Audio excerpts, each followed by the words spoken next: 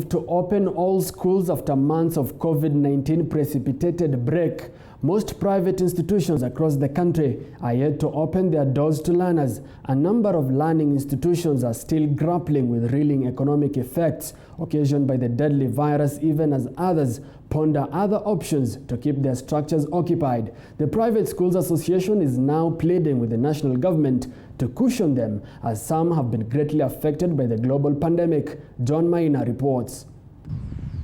Written blackboards, school art drawing and the building structures are the only indicators that convey the activities that were taking place at Castmel School and Kindergarten in Kasarani, Nairobi County, before COVID-19 struck the country and learning institutions closed to contain the spread of the deadly virus, owing to the fact that owners of private schools rely on school fees from learners for income that pays the staffs, among other expenses. Enforced closure of schools across the country left most private schools struggling to survive. Unfortunately, when COVID came, we realized we have certain challenges that we cannot be able to deal with, especially some of us at my age.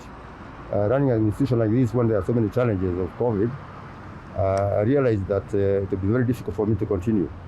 The private institutions, which educate around a fifth of Kenyan children, were left in serious financial troubles, with most of them being compelled to turn their premises into farms, business stalls, even as others decided to completely shut doors until full return to normalcy. Among institutions that have converted their premises into other activities is a 21-serving Castmel School and Kindergarten, which has been transformed into a business park. We made this decision to close the school way back in July.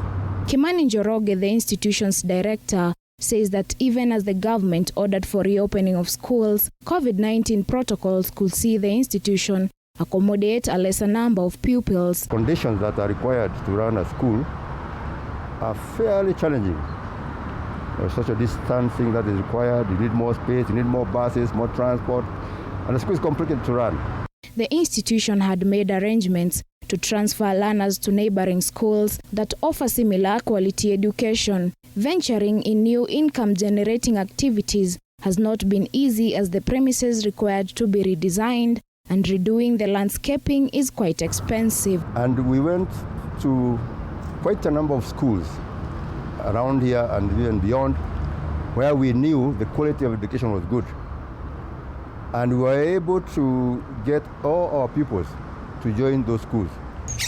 Njoroge pointed out that the government needs to caution private schools, which play a big role in the education system, a statement that was echoed by Mary Kirika, the chairperson of Thika Private Schools Association. Where we are disappointed because when it comes to supporting, the support that they are giving public schools, private schools, they are supporting public schools.